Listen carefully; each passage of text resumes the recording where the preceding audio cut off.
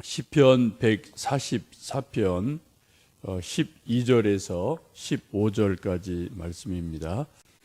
우리 아들들은 어리다가 장성한 나무들과 같으며 우리 딸들은 궁정의 양식대로 아름답게 다듬은 모퉁이 돌과 같으며 우리의 곳간에는 백곡이 가득하며 우리의 양은 들에서 천천과 만만으로 번성하며 우리 수소는 무겁게 실었으며 또 우리를 침노하는 일이나 우리가 나아가 막는 일이 없으며 우리 거리에는 슬피 부르짖음이 없을진데 이러한 백성은 복이 있나니 여호와를 자기 하나님으로 삼는 백성은 복이 있도다. 아멘.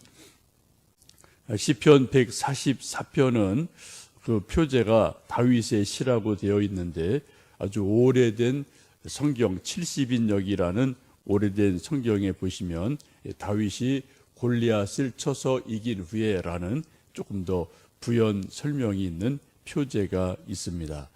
곧 144편은 다윗이 골리앗을 쳐서 죽이고 승리한 후에 부르는 감사의 찬송이고 시편입니다. 특별히 1절 말씀 보시면 나의 반석이신 여호와를 찬송하리로다. 그가 내 손을 가르쳐 싸우게 하시며 손가락을 가르쳐 전쟁하게 하시는도다 라는 말씀을 보시면 아주 큰 장수 골리앗을 어린 소년 다윗이 물매로 이긴 그 놀라운 기적이 자기의 힘, 자기 어떤 칼에 있는 것이 아니고 내 손을 가르쳐 싸우게 하신 하나님, 내 손가락을 가르쳐 전쟁하게 하신 하나님. 그래서 내 손에서, 다윗의 손에서 물매가 빙빙빙 돌다가 던져질 때 그것을 하나님이 손 잡아 주셔서 다윗이 골리앗을 이기게 됐다라고 고백하는 모습을 봅니다. 결론적으로 쭉 말씀을 하다가 15절에 그런 말씀을 하죠. 15절 말씀 읽습니다. 이러한 백성은 복이 있나니 여호와를 자기 하나님으로 삼는 백성은 복이 있도다. 그 다윗의 마지막 고백은 하나님을 하나님으로 믿는 백성은 복이 있다라고 말씀을 합니다. 그 복된 것을 이제 12절에서 15절까지는 가정 일터에서의 복을 말씀합니다. 12절에 우리 아들들은 어리다가 장성한 나무들과 같으며 우리 딸들은 궁정의 양식대로 아름답게 다듬은 모퉁이 돌들과 같다라고 말씀을 합니다. 이 세상의 모든 부모들은 누구나 다 자기 아들, 딸이 잘 되기를 바라죠. 그래서 공부를 시키고 또 잔소리를 하고 중보 기도를 해주고 격려하고 옷 사주고 밥 사주고 여러 일들을 우리 부모들이 할 수 있는 대로 최선을 다해서 해줍니다. 근데 오늘 12절에 보시면은 다윗이 하나님의 가정에 주시는 자녀들을 아들, 딸을 비유로 그렇게 말씀하죠. 우리 아들들은 어리다가 장성한 나무 같다라고 말씀합니다. 우리 나무들 커가는 것을 보면은 한 1년, 2년, 3년 된 그런 어린 묘목들 보면은 키도 작고 또 굵기도 가늘고 아주 야들야들해서 한 손으로 꺾어 이렇게 뚝 꺾일 정도로 힘이 없고 작은 그러한 나무들이 있습니다.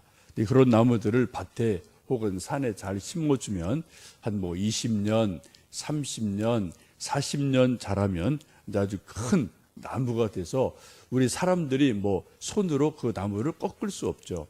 오히려 그렇게 한 30년, 40년 자란 나무들 보면은 여러 것을 잘라다가 옛날 시골에서 집 지을 때 기둥을 세우고 들보를 세우고 석가래를 해도 될 만큼 굵은 나무, 튼튼한 나무가 되는 것을 볼 수 있습니다. 우리 하나님의 집에 있는 어린 자녀들이 마치 어릴 때는 아가일 때는 그렇게 좀 힘이 없고 부족해 보이는 그러한 존재였지만 이제 한 30, 40대니까 한 집의 가장의 역할을 하고 기둥 역할을 하고 그리고 여러 가지 중요한 역할을 하는 그러한 모습을 지금 나무에 비유해서 말씀하고 있습니다. 여러분 가정에도 우리 자녀들 한 30, 40 되신 분들은 그런 나무 역할을, 기둥 역할을 해서 가정의 들보, 기둥 역할을 해서 가정을 든든하게 바치고 있는 그러한 모습을 보실 수가 있을 겁니다. 딸들은 조금 더 다르게 비유하죠. 딸들은 궁정의 양식대로 아름답게 다듬은 모퉁이 돌과 같다라고 말씀을 합니다. 여러분 경복궁 같은데 궁궐을 가보시면은 이제 궁궐을 옛날 지을 때 뭐 시멘트가 있던 시절이 아니기 때문에 이제 밑에 다지고 돌을 쭉 깔고 어떤 큰 건물을 지을 때 돌을 밑에다가 받침을 놓고 그 돌 위에 또 기둥을 세우고 임금님 사는 궁궐을 짓는 모습을 보실 수 있습니다. 이런 궁궐, 임금님 살던 궁궐에 가보면은 그냥 이런 나무를 받치는 밑에 그 돌받침 돌을 아무런 돌을 쓰지 않죠. 뭐 이런저런 데 굴러다니는 막돌, 또 소위 뭐 짱돌 이런 것을 갖다가 고여놓지 않고요. 정말 좋은 돌을 또 그 당시 최고의 석공이 잘 쪼고 또 여러 가지 아름답게 무늬를 넣어서 뭐 용 모양, 사자 모양 이런저런 좋은 모양을 다듬어 놓고 그 위에다가 기둥을 세우고 궁궐을 짓는 모습을 보게 됩니다.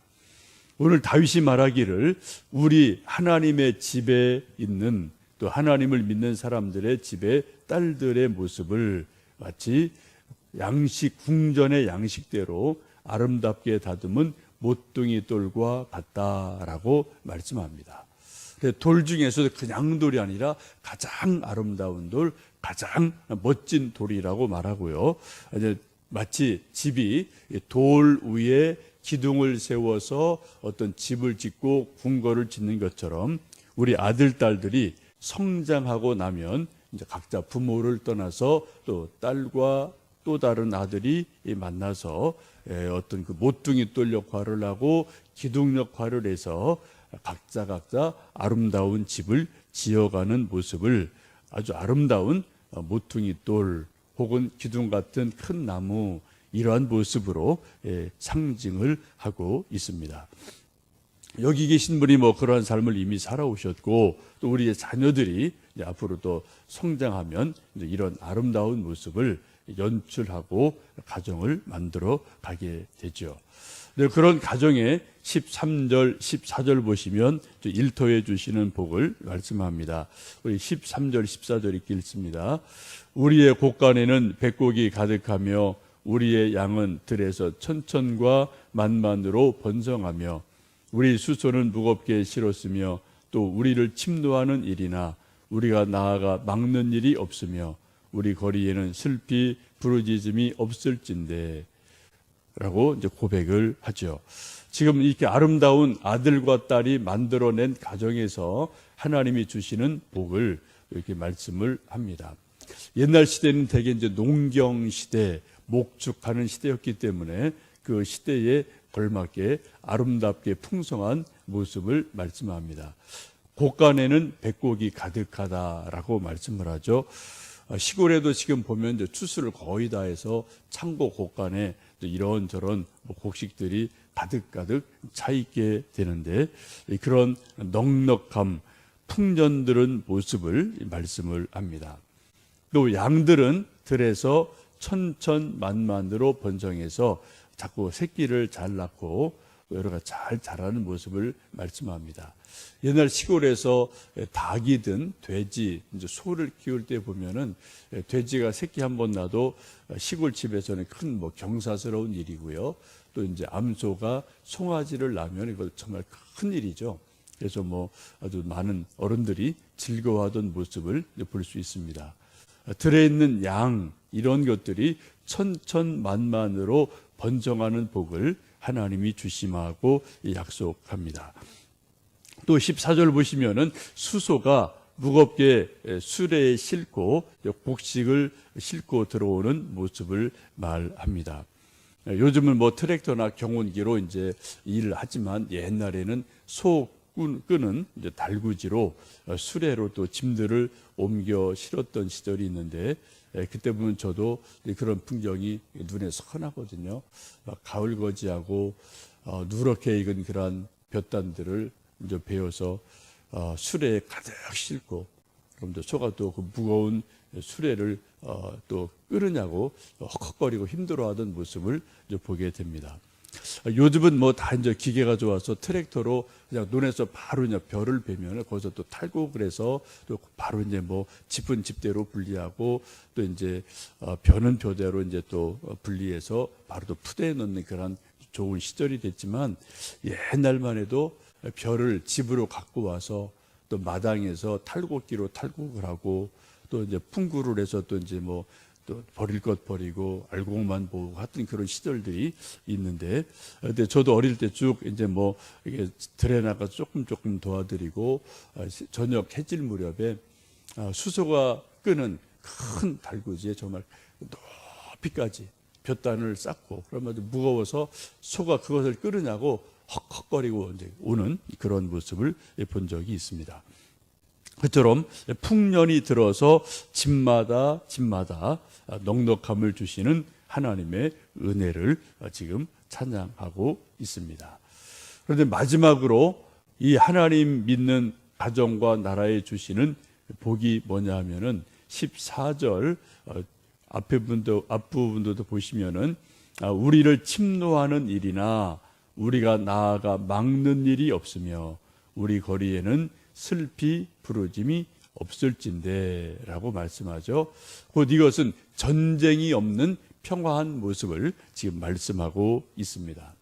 아무리 우리 아들, 딸들이 잘 성장해서 가정을 이루고 멋있는 또 집에 산다 하더라도 또 곳간에 많은 곡식으로 가득가득 풍년이 들었다 하더라도 또 우리가 이런저런 좋은 일이 많다 하더라도 만약에 전쟁이 나서 침노하는 일을 당하면 우리가 쌓아놓은 모든 것이 한순간에 물거품이 될 수밖에 없게 되겠죠.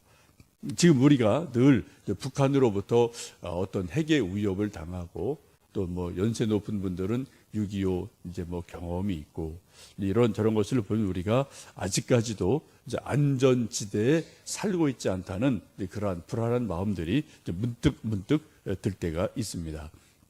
특별히 이번 주에 또 이제 트럼프 미국 대통령 우리나라 이제 방한을 하게 되고 뭐 이제 또 대통령 간의 정상회담을 하고 이런저런 중요한 뭐 상의 또 중요한 결정 이런 것들을 대통령 간에 서로도 대화를 하고 하겠죠.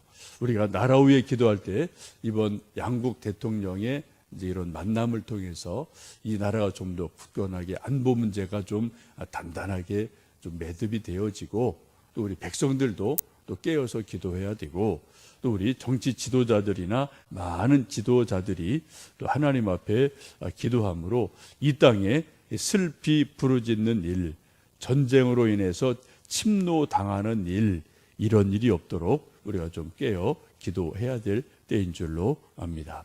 이제 가을 점점 깊어가는 이 계절에 오늘 시편 144편 12절에서 15절 말씀 읽으셨는데 다시 한번 이 말씀 쭉 읽으시며 다윗의 손을 붙드셔서 승리를 주신 하나님 내 손을 붙들어 주시고 우리 아들 딸들 손 붙들어 주셔서 또 하나님으로 믿는 믿음의 사람이 되어서 이러한 복을 누리는 은혜 주십시오.